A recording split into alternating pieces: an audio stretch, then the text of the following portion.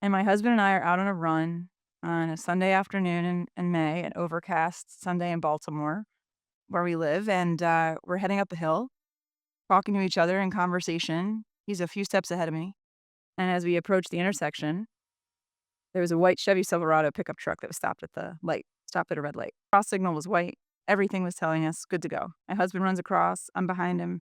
As I cross in front of the Chevy Silverado, I sense it starting to move, and I can turn my body to the left and kind of put my hands up on the hood like I'm Superman, right? I'm 5'4". I'm obviously gonna tell a Chevy Silverado what to do. Driver doesn't see me. I end up coming hands on the hood, glued to the grill of the truck, 2 to 3 feet off the ground as the driver moves into the center of the intersection with me stuck to the front of the truck. He, at some point, realizes that there's a person attached to his vehicle, which is not supposed to be how it is, and he slams on the brakes, and I fly off, and I hit the ground really hard, and I couldn't breathe. Felt like I got the wind knocked out of me. I look up, I lift my head, and I see my husband standing frozen on the other side of the intersection, watching the whole thing happen. The next thing I know, I'm in an ambulance being rushed to the hospital where I'm told I have a spinal fracture. That my husband couldn't come with me because of COVID restrictions. I couldn't have any visitors at the hospital. I was there by myself all day. No phone, just beeping machines and blinking lights and a dozen healthcare providers coming in and out of my room. I'm in a back brace for the next couple of months. Just physical therapy for about a year. Had PTSD, started seeing a psychotherapist about 6 months later. In the midst of that accident, when I was in the trauma room, I had a thought. There's something here about rising up when we get knocked down that I am going to use. The day of the accident, I had that thought. I was also scared and terrified and angry. Like, I felt all the things you could feel on a day like that. But I did have a little glimmer of hope that I was gonna use this because we get to choose. I like to say, even though I didn't choose it, I'm gonna find a way to use it. And that is true of all of us. A lot of us can get to a place of kind of wallowing in a thing that happened to us that we wish hadn't happened, and we can allow it to sort of like suck the life out of us.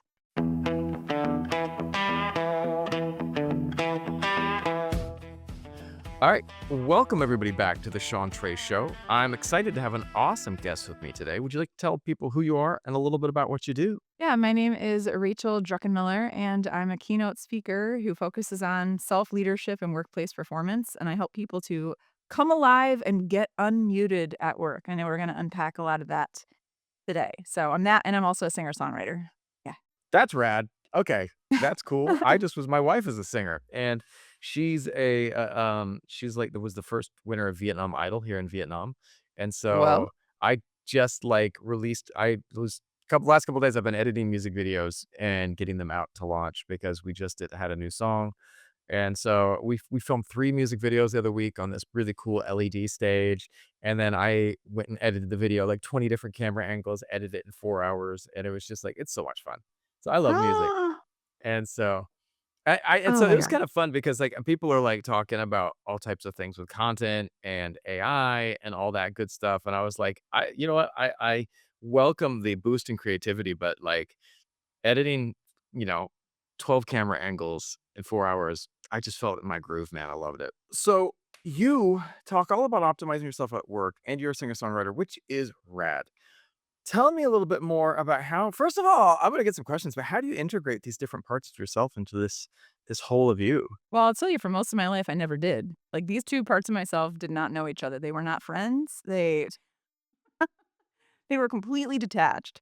I grew up loving to Mm. sing, but I just wouldn't do it in front of anybody because I was very self-conscious and insecure and afraid of messing up and not being good enough. So, Hmm. I would sing alone, but I wouldn't even audition for choir in high school. Like, that's how nervous I was, so I never joined a choir in high school. Sang by myself a lot. But, and then my junior year of college, I studied abroad in Spain for a semester and got this whole new lease on life, came back, auditioned for a solo for the first time in my life in the gospel choir, and I got it, and then I started getting solos every semester after that, and then, like, my husband and I would sing at church. That was the extent of it. In 2017, I burned out while I was the director of well-being at my company, which was Hmm. not a very good look, a little bit of a kind of feeling like a fraud when you're supposed to be the model for well-being and you burn out. But it ended up being a catalyst for me to start to shift some things, and I knew I wanted to speak. I'd been speaking for a few years at that point. I'd given a keynote at a national conference, and I knew I wanted to lean into it, so I signed up for a professional speaker training. And we had to build out a script for a talk to give, and mine was about getting unmuted, and I told the story of the gospel choir audition.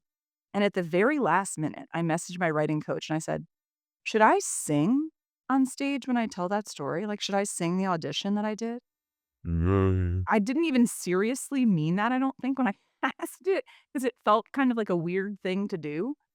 And she said, Your message is about getting unmuted, and you're talking about a story about when you sang, and you're gonna be on a stage.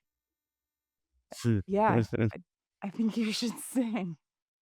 So I was so nervous, because literally outside of church, I had not sung in front of people voluntarily, really, for, like, 15 years.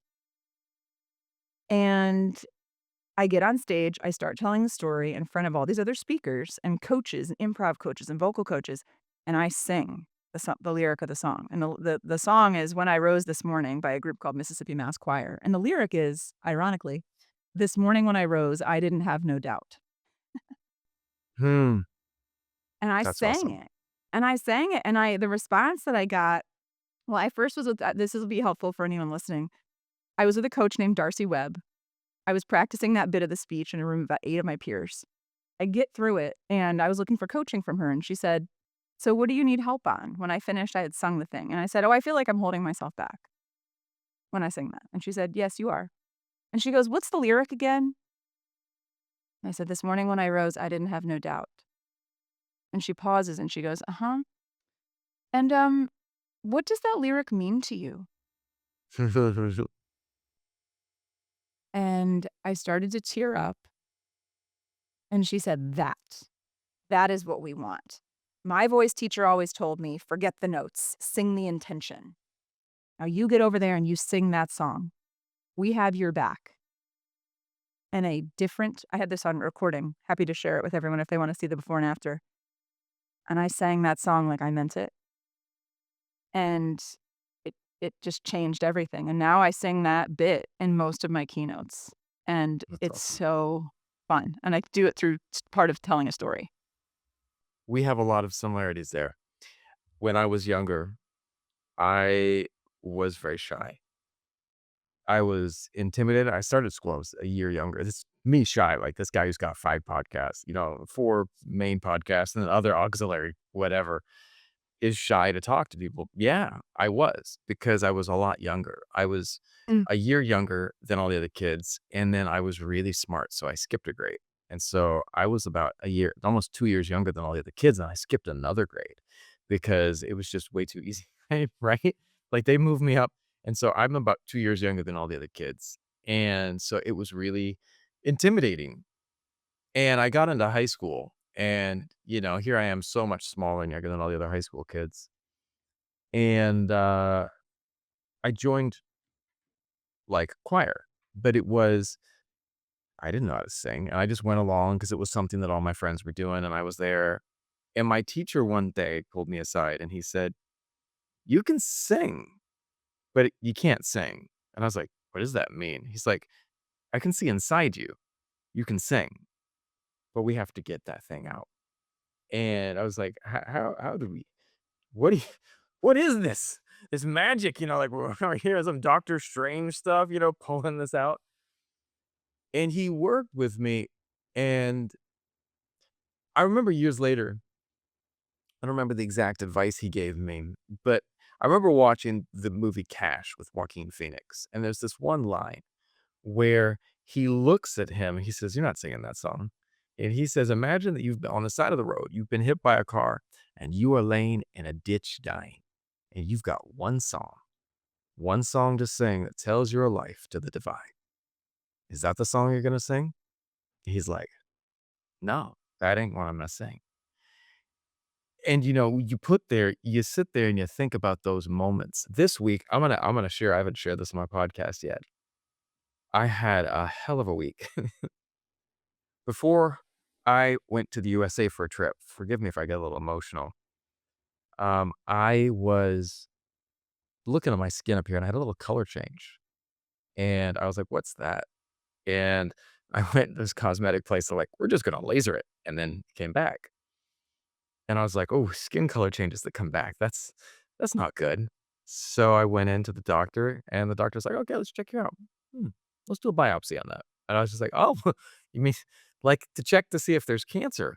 And they're like, "Yeah, let's do that." And I was just like, "Okay." So I go in, I get my biopsy done, and then I had to fly back to the USA for a trip. I'm in Vietnam right now. I went back for 10 days and I came back. And I was like, "All right, whatever it is, I'm good. I'm peaceful. I'll handle whatever." Go to the hospital after I drop off my daughter. Now, I should have done something different. I didn't we pay as you go for our phone minutes in Vietnam. Mhm. I did not top up my minutes. So I had no Wi-Fi. I had no internet. So I got to the hospital, no Google Translate, no Chat GPT. And I go and I get my results and they hand them to me. And I'm going to wait for the doctor. And I speak Vietnamese. But I will tell everyone, and I always tell people this, I speak conversational. I can communicate with you about the weather, about lights outside, but I'll be the first example I make is my understanding of medical language, just like medical Mm. English is a whole different thing. Mhm. 0. And I looked down at that paper and it said "umtu," and I saw the number 4. "Umtu" means cancer, 4. And I was just like, stage 4 cancer? And I was just Mm. like, holy shit. I sat there for 15 minutes with no internet. I went into the doctor and he's like, "Oh, no, you read that wrong. It says definitely not cancer." For 15 minutes, I sat there in that waiting room and I was processing. And for, I don't want to make light for anybody who's dealing with that, but for a second, I sat there and was thinking about what would my life look like? Would I be able to keep up my podcast? Would I be able to, what things do I need to do differently? How would I be able to spend time with my wife and daughter? How would I focus on healing? I'm dropping my headset, Mm. hopefully a little bit of levity in that moment Mm. as I talk about this. But like, it was this moment where I sat there and when that, I sat there and I looked at the doctor and I just started crying. And I Mm. was like, I know I will have battles to fight in my life, but I don't have that battle right now. But what I did look at was in that 15 minutes, it was 15 of the longest minutes of my life, where I sat there waiting outside that office and there was a clarity. When I studied acting with one of the greatest teachers that I know out there, Ivana Chubbuck, she talked about how, as an actor, has to attach to their own experience. You have to go deep. You have to find a place to understand. So when you talk about that, when we're talking about singing a song, and if I think about that Johnny Cash line, if that's the Mm. song I'm gonna sing, at Mhm. that moment when I'm sitting in that office, if I could sing one song for my daughter so she Mm. can remember me, what song am I gonna sing? What words am I Mm. gonna sing? Every Mm. single podcast that I do, the whole point of the podcast is to leave a message for her, for other kids. And I don't have that podcast that's that one that's like, "Let's talk about the thing that's gonna make your life better." But I do Mm. wanna talk to people and have them tell stories that make them think. Mhm. So, Mhm. I love what you're saying, and I love, in a weird way, that the burnout coach got burned out, that you're sitting there because here I studied medicine and I'm doing all these things right, and then I got to an unhealthy place. And, like, I think it's beautiful when we can slow down and say, because right now I was talking to my daughter, and immediately after that, I have now canceled all of the early morning podcasts that I was doing. Everything has been Mm. canceled or rescheduled. In the morning, I'm doing meditation, I'm doing gym, and I'm doing stuff that matters to my wellness and my mental health because, you got to think about you. And so I know we are way off topic, but I Oh, no, we're figure, not. We're on topic. learning that, This is what we're yeah, supposed this is it. this is what we're supposed to be talking about. And, Yeah. when I sat down with that teacher, he was like, that singing teacher, he's like, "I'm gonna get you to sing." And he's like, "Who can you sing to?" And I was like, "I don't know, did you have a girlfriend?" I was like, "No." He's like, "No, okay. Well, who's one of the people that means the most for you in the world?" And I was like, "Well, my mom." And he's like, "All right." And he trained me on a song, and he kept that in his head. He didn't tell me what was going Mm. on. And then one day, he, got me up on stage to sing that song. And I was, like, about ready to sing. He's like, "Hold on." and he sat my mom down on stage, and he's like, "Now sing the song." And in that moment, I learned to sing. I Mm. went on and I also got into gospel choirs. I sang in gospel choirs. I was this one little white guy in the back bouncing around, and yet I loved it because there was no time that we practiced that there was not soul and fire in that music, that there was not Yeah. praise, that there was not worship, that there was not a depth that you cannot find in so Mhm. much of the world. And if I would challenge anyone, if with anything in life, whatever you're doing, everyone's like, "Oh, AI is gonna replace content. AI is gonna do this." It's like, maybe it will help. Maybe it will keep people creating spam, but don't be that person. Be the person who goes deep. That Mhm. when you make a video, when you make a podcast, you're like, I'm not talking about the 5 things that are gonna make your life better. I'm talking about the moment that I thought I had cancer for 15 minutes, and I Mhm. had to sit there and go, "All right, God, what the fuck am I supposed to do with my life?" Mhm. That's what I want to talk about, and that's what I think we should all be talking about, Yeah, it's, first of all, I appreciate you sharing that. It is, I refer to these things as the didn't see it coming moments, right? these blindside moments that wake us up, and if we allow them to be, which you clearly already have, they can be a tremendous gift. And, we can look back at I call it like the proof in our past. We can look back at the proof in our past of the things we've gone through that were really difficult. And most of the Yeah. time, we can find a lesson learned, or we can find a positive outcome that emerged from something that was Yes. otherwise really horrific or could have been really horrific. And that's really what you have done since that experience is you've come alive more. You've gotten clarity about who you want to be and what you want your days to look like. And most of us, unfortunately, have to wait until we face a blindside moment before we're willing to do that. Like we need a wake up call before we're willing to make a shift. Most of us. Mhm. Right? I, yeah. I mean, you may or may not know this. I was spring of 2020. So 3 years after the burnout, I've, left my corporate job. I was in a corporate job for 13 years. Fall of 2019, I decided I'm done. I'm gonna go do the thing I've wanted to do. I have no business plan, but I have a lot of belief in myself that I can make this work because I had enough people giving me feedback about my speaking that I knew I could kinda at least take a swing at it. May of 2020, 85% of my business has essentially been decimated because my only source of income was speaking to groups of people in person, which Mm. obviously wasn't happening, and I pivoted completely to virtual at that point. And my husband and I are out on a run on a Sunday afternoon in May, an overcast Sunday in Baltimore, where we live, and, we're heading up a hill, talking to each other in conversation. He's a few steps ahead of me, and as we approach the intersection, there was a white Chevy Silverado pickup truck that was stopped at a red light. Cross signal was white. Everything was telling us, "Good to go." My husband runs across, I'm behind him.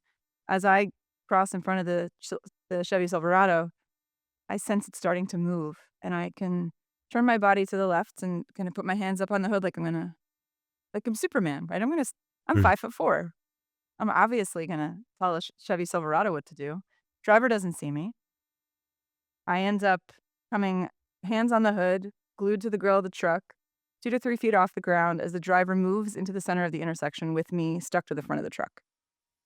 He, at some point, realizes that there's a person attached to his vehicle, which is not supposed to be how it is, and he slams on the brakes, and I fly off, and I hit the ground really hard, and I couldn't breathe, felt like I got the wind knocked out of me, Ooh. and I look up, I lift my head, and I see my husband standing frozen on the other side of the intersection watching the whole thing happen. The next thing I know, I'm in an ambulance being rushed to the hospital where I'm told I have a spinal fracture, Mm. and, that my husband couldn't come with me because of COVID restrictions. I couldn't have any visitors at the hospital. I was there by myself all day, no phone, just beeping beeping machines and blinking lights and a dozen healthcare providers coming in and out of my room. I'm in a back brace for the next couple of months. Just physical therapy for about a year. Had PTSD, started seeing a psychotherapist about 6 months later. And in the midst of that accident, I had a thought. When I was in the trauma room, I had a thought. There's something here about rising up when we get knocked down. that Mhm. I am going to use. The day of the accident, I had that thought.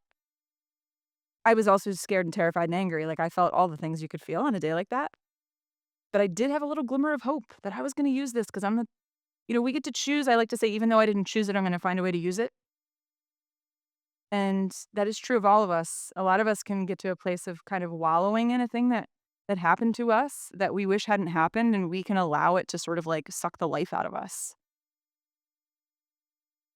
We need to allow space for grief and also to recognize that we have the ability to control our attitude and the actions that we take more than we realize, and to take our power back, and that's been what so much of the past few years have been for me, coming back to life and appreciating all of the gifts that have come out of that experience that I don't think would have happened otherwise.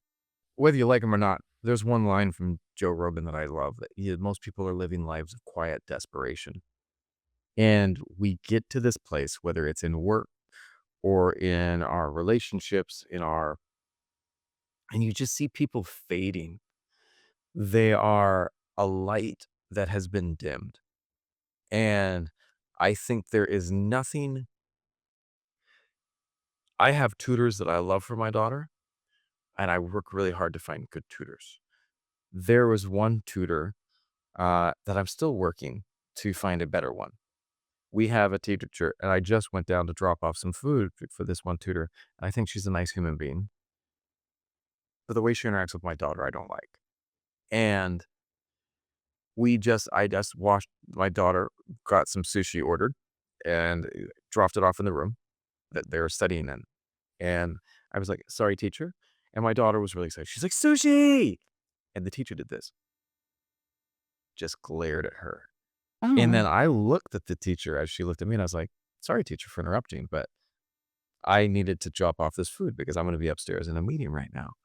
yeah. And one of the things that I think is that we get so used to the people that limit that joy, that limit that light, situations that limit that stuff. And I have a good family member who I'm starting an endeavor with that I hope can be something that can bring joy again to that person. And it's so Mm, far it has been. But when I see him, his candle is fading. And it's fading because the work that he does is not fulfilling. The people mm, that are surrounding him are not validating. And actually, from what I hear and what I know, there's a ton of incompetence around that person. And you keep showing up and you keep doing your best. And this person never complains. He is a trooper. And he's just like happy. He leads this one big business, and yet the owners drain. And he just is like, I would love a change. And yet he doesn't feel like there's the room to do that. And I think that it's not just him. You see so many people that, and again, like I love one of the things I loved was when I was looking at your page was like talking about being muted. Um, I love the I love joking with my team. My office, one of the coolest places to work in the world. We have fun. Like absolutely from beginning of the shift to the end of the shift, we are having a blast. And it is stream of consciousness city for half of everyone in there. And we're just like blurting stuff out. It is fun, it is wild, and people say some silly stuff, and it's hilarious. And what I love about that is that I want always anybody who's around me to feel safe to yeah. say what they need to say. Mhm. And I had one worker like that took some sick days, and I pulled her aside. I was like, "Hey, or not sick days." She was like going here and there and doing some stuff. And I said, first of all, she didn't take sick days. She came in and I got a doctor's appointment and then rushed back to work. And then she was rushing back out to get another treatment. And I looked at her and I said, first of all, we need to talk. And she's like, I'm going to be in trouble. I said, no, take sick days, take days off. Your job will be here, but I need you to be here. And I think Mhm. that and she looked at me, she's like, you're the first person who's told me to do that. And I was like, well, people are messing with you, man. You got to care for yourself. And it's one of the things too is like, I said, why didn't you ask me for that time off? And here's the thing. She says, I didn't think I could. And I said, that's a problem. And like, how many times do we have a need? I have one of my favorite people, Jewel Kim. She came on my podcast, this podcast, and she talked about unmet needs. And one of the challenges with unmet needs is that they will continue to be unmet if you are muting yourself, whatever Yes. area of your life that you are in, you know? Mhm. Yes, and there's I mean, I'm happy to share, I've done some research around this. I So, would love it. yeah, so I talk about this a lot in the keynotes that I deliver, and I've asked at this point I've heard from over 5,000 people across a wide range of industries, working professionals, about the ways that they are silencing, doubting, or holding themselves back, Hey, and have combed through all that data and identified 5 key reasons why we mute ourselves. hey, And the one that stands out consistently is it's fear, which is not surprising, but it's specific types of fear. Fear of failure, rejection, judgment, being a burden, looking stupid, being wrong, not being enough. Like these are all the fears why we don't speak up, why we don't ask the question. What if that person says no? Am I allowed to do this? Am I breaking a rule? So fear is a big driver of why people mute themselves. hey, The second reason is self-doubt and insecurity. So it's like, "Ooh, am I don't know if I'm good enough, so I'm not gonna contribute that. I'm not gonna share that thought that I had because what if I'm not good enough? And what if gosh, if I'm not good enough, can I even live with that?" The the third thing is a lack of confidence. So a lot of times confidence, and I've heard this said by other people, is that confidence builds when we have a stacking of evidence. So we often have more confidence in something that we have a lot of evidence that we are capable of. So, for instance, when you were telling the story about singing, well, you didn't have a lot of evidence prior to that experience, like that you could sing. Evidence can come in the form of reps, for instance. And so, the more reps we build up, the more evidence, the more proof that we have for ourselves that we are capable of a thing, often the more confident we feel. So, a lot of people have a lack of confidence because maybe they just don't have enough reps. hey, The fourth reason is imposter syndrome. So, hey, uh, well, what if people find out that I don't actually know what I'm doing? Uh-oh, that's like the worst possible thing that could happen. What if I'm exposed? So I'm going to mute myself because I don't want to expose myself. And then the last one is kind of a combination. There's a tie between perfectionism and overthinking. If I'm going to do it, it's got to be perfect. If it's not going to be perfect, I'm not going to do it. And so then we spin our wheels over and over again, like, well, how can I make this a little more perfect? Am I saying this exactly the right way? If I'm not saying it exactly the right way, should I say it at all? And then we just decide instead of saying anything, we say nothing. And so those are, I'm sure that everyone listening can relate in some area of their lives where they're muting themselves, that one or a combination of those reasons is the driver for why they're doing that. right? I think about so many of the challenges that I run into when I deal with things. You know, I get imposter syndrome, and then the challenge of trying to figure out how to be more resilient and bounce back because we all get knocked down. We all deal with this stuff. When you have this weight that is placed on your shoulders, Mhm. whatever it might be. I had a client that was one of my core clients that while I was working really hard to build trust, build a relationship, and they kept trying to negotiate prices. They went and they said, "Oh, we don't want to use AI." They went and created their own AI editing suite and Mm. took out a huge part of my core, you know, work that I was doing with my team. And I could have let it beat me up. I could have let me knock me down. But in that moment, I said, what was it? Jocko Willink has says, "You have adversity. Good. Now Mhm. what?" You know, so you're dealing Yeah. with a problem. Good. Let's see what we can do with this. And I know that it's not always easy to do that, but if you can find a way to do that, well, the Mhm. world's your oyster, you know?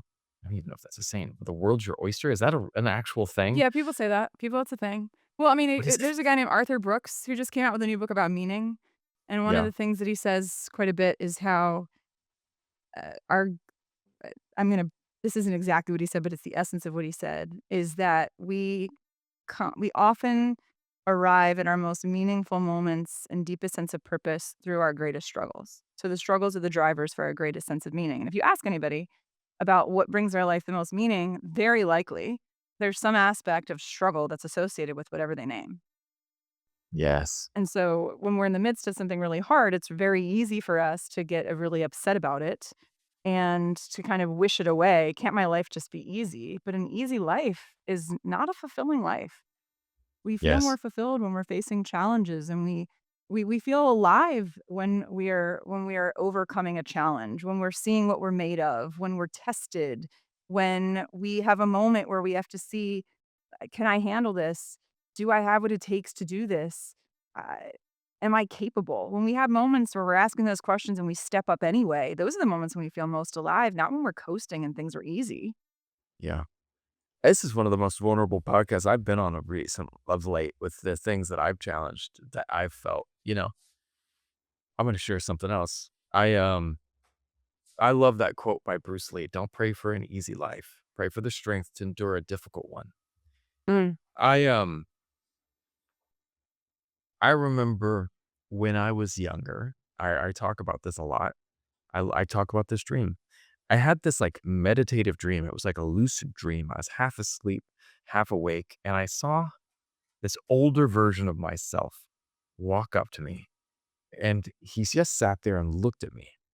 And he said, Sean, I need you to train harder. I need you to be more ready. And I said, why? And he says, you've got some stuff coming. I need you to be ready. And if I look back of all of the things that I've dealt with between then and now, and I had to look ahead and say, and know all of that stuff that I was going to go through, I don't know if I could. I don't know if I could handle it. I don't know if that young me could process it.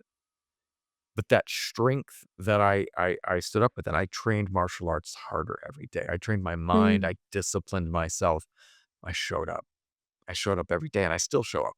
Yesterday, I was training with my daughter in her like little Muay Thai class, and all these other guys at the gym, and people were just after 5 minutes of running, they started lagging, and I said, "Come on, guys, you got to go harder." I'm like, "I'm mhm, 48 and like or 47, and I'm running laps around you right now. Step up." One of the things I tell my daughter is when we're in class, even when we're tired, I look down at her and she might be tired. I told it to her yesterday. And I said, "Can you stand?" And she says, "Yeah, I can stand." And I said, mm, "Then stand. mm, If you have the strength to stand, then stand." Because that is one of the most powerful things. I'm a black belt in Japanese style jujitsu, which is like judo. And I mm, got my black belt by landing on my ass thousands of times. And the mm, one thing that you learn is that you don't get a black belt by getting thrown 6,000 times. You get a black belt by standing up 6,001, you mhm. know? And the standing up is where it's at because and it ain't easy. It ain't Yeah. easy. I think about any of those number of things that made my life more difficult. And I mean, and it's different for everyone, man. You can come from a very nice background and have a difficult life. You can come from a very Mhm, hard background and have a difficult life. mhm, It's not that there's one thing that makes people's lives easier. So I think that I would tell people when you look at the people around you, don't judge. What was it that everyone that you see is fighting in an invisible battle, that you mhm. cannot see and you are not Yeah. aware of. But how do you tell people to stand? How did Mm. you rise back up after, breaking your back and find the place to stand again? Well, there's a Peloton instructor that I really like. I think it was Robin that said at our zone, said, "Getting knocked down is an accident, staying knocked down is a choice." Yes. Yes. And I really believe a couple things. One, overcoming adversity in one season of our life prepares us to overcome future adversity. So when I burned out and I was diagnosed with Epstein-Barr virus, which is an acute form of mono. So I mean, I was very sick for the better part of a year. I mean, no energy, sleeping 12 hours a night, not feeling rested for months at a time, swollen lymph nodes. I lost my voice. My primary job was speaking and my job, and I had lost my voice. So Mhm. this was a really difficult season, and I didn't have any energy. And the reason people hired me was for my energy. And I was like, if Yeah. I don't have the thing that everybody likes about me, who am I? And so I had this major identity crisis. But what I started to learn in that season is the power of when we're going through those moments, kinda like those dark nights of your soul, those are the perfect time because you're already kind of at the bottom Yeah. to invite people in to help you see yourself more clearly. And so what I started to do in that season, I started to change a couple of things. I started to speak up, so I started unmute and advocate for myself at work in a way that I had not before. And I had to reach out to my boss and say, just like you changed your mornings after the threat of this diagnosis. I told Yeah. my boss, I said, I cannot have any meetings before 10 a.m. I'm Yep. not functional before 10 a.m. I can't have any meetings before 10 a.m. I need an assistant. I can't do all these presentations every week. Like I spoke up for myself in a way that scared me. And my boss wrote back and he said, whatever you need. The thing I was so afraid of is my boss is a CFO, right? So this is like not a Mhm. person that you're really excited to send an email to that's cutting your checks. Yep. And I started to do that. I was not a very good friend up until that point. I wasn't somebody who really consistently followed up with people or checked in on them or really prioritized my social time with friends. I just didn't. Work was everything. I I didn't make time to really rest and do things that brought me joy. I wasn't doing it much of anything that brought me joy. And Mhm. the burnout experience made me recalibrate all of that. So then 3 years later when the car accident happened, I already had a better base. I had a stronger foundation that I was sitting on, and I had as somebody who was terrified for most of my life of asking anyone for help because I thought, my parents are both entrepreneurs. I should just be able to figure this out myself. I should be able to Mhm. handle it. And I think a lot of us tell ourselves that. Like, if you are strong, you can handle it on your own. You shouldn't need other people, which is like sort of a belief that I had in my own head. But I had learned to overcome that a bit in the wake of the burnout. And so when the accident happened, literally the day after, a woman reaches out to me. I was gonna be on a panel with virtually a week later, and she said, "I wanna set up a meal train for you and your husband," which is a way that Mm. people can sign up and make meals and drop them off or send you gift cards when someone's Mm. going through a difficult season. And my first response was to say no, to resist, to say, "We don't really need that. It's we're f like, we're fine, like, we make good money, we can afford meals." And I realized that that wasn't the point. The point wasn't whether we could afford meals, the point was whether we could receive love and help from people at a time where we were running on empty. My husband was teaching remote physical education from Zoom to elementary schoolers from our basement to add and then was my caregiver. Wow. And I said yes. And she said, "My husband is gonna drop off your very first meal. Tell us what your favorite restaurant is. We're gonna get it from your favorite restaurant." That's And over the awesome. next 5 weeks, the people that showed up in our lives, like, "Hey, I'm at the grocery store. Can I pick something up for you?" The electric recliner that was delivered to our living room before I even got home from the hospital, so I had a place to sleep because I couldn't sleep in a regular bed. The cards that people sent me, the Jason Momoa coloring books, the meals people dropped off, I mean, people's ability it gave me such appreciation for human kindness going through that season when I was feeling so I just let myself be loved. I love that. And I think a lot of us have so much trouble doing it because we don't think we're worthy of it. I'm not worthy of somebody fussing over. I'm not worthy of someone inconveniencing themselves. I'm not worthy of someone having to having to go out of their way. I'm not worth it. And so we certainly don't ask for it, but if someone offers, we reject it.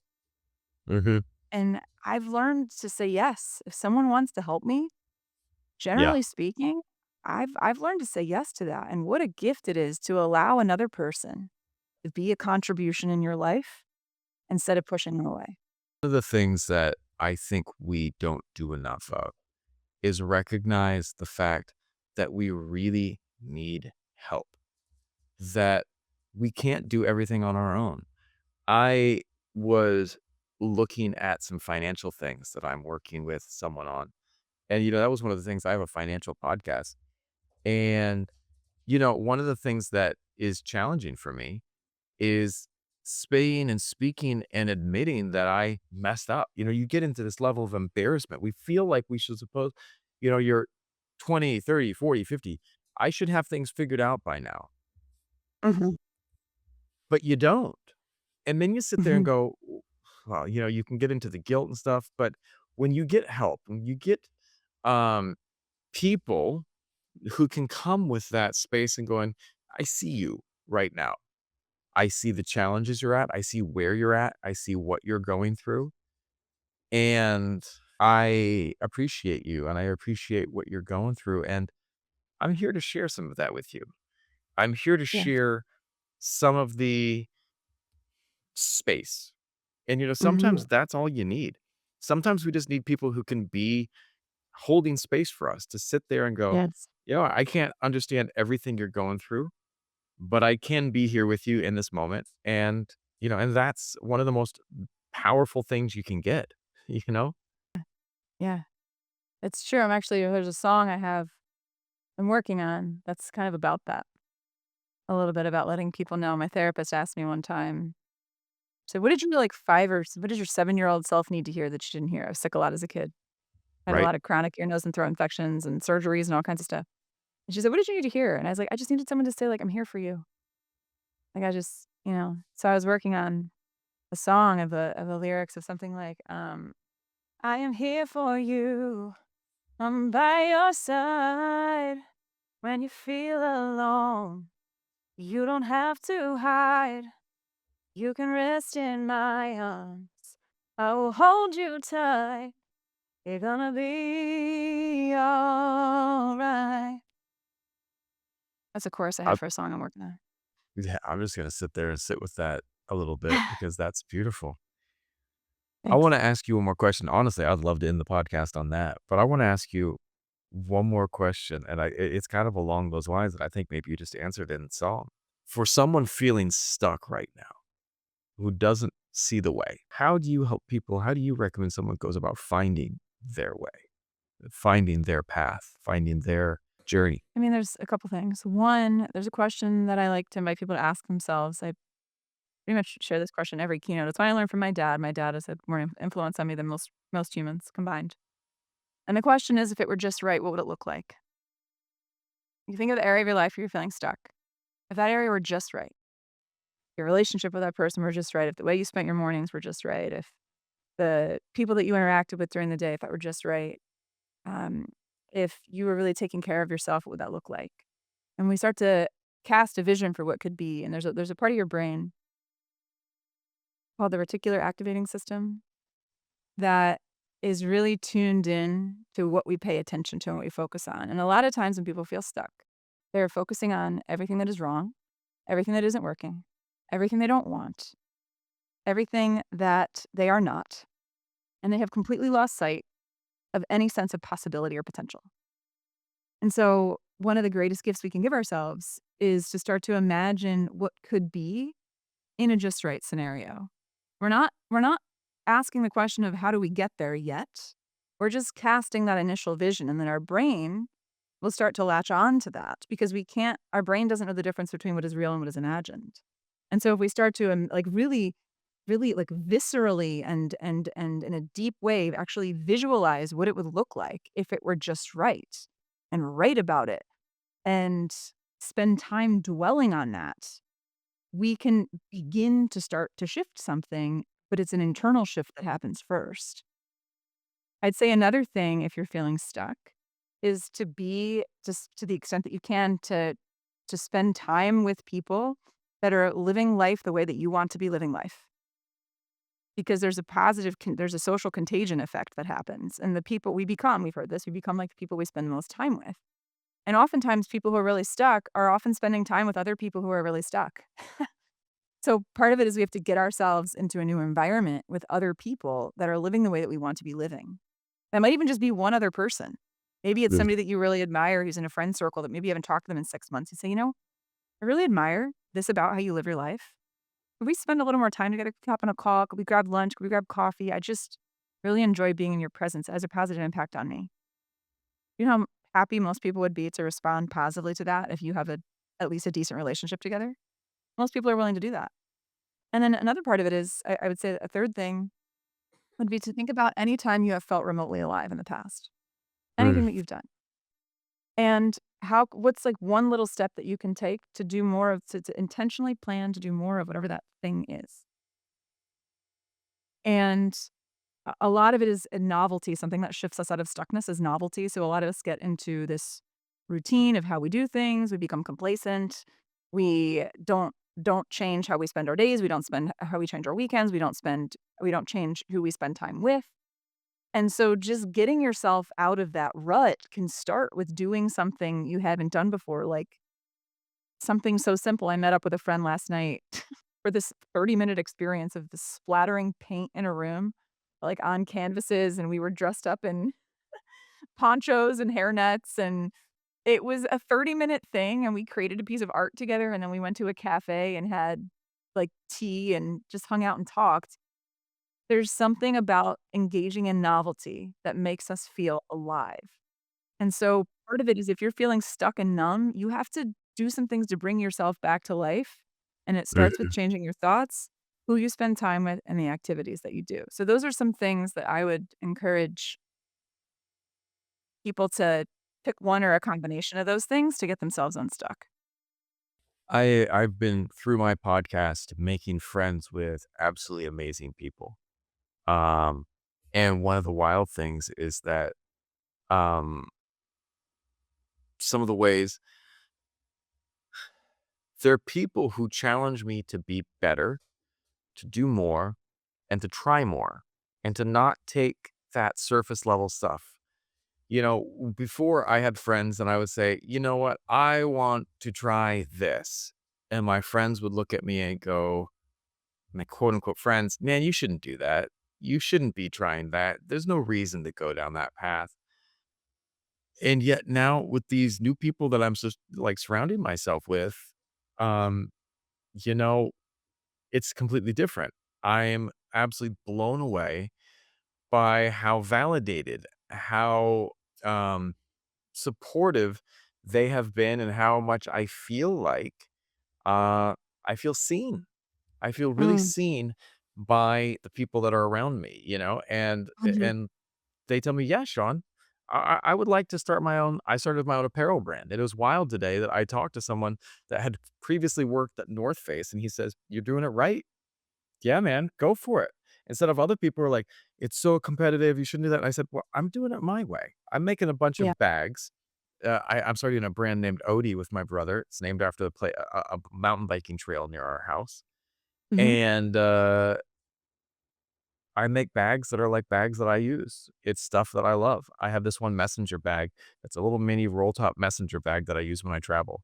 Holds passports, everything, my wallet. When I go through security, I throw everything in there, roll it up, come back out the other side.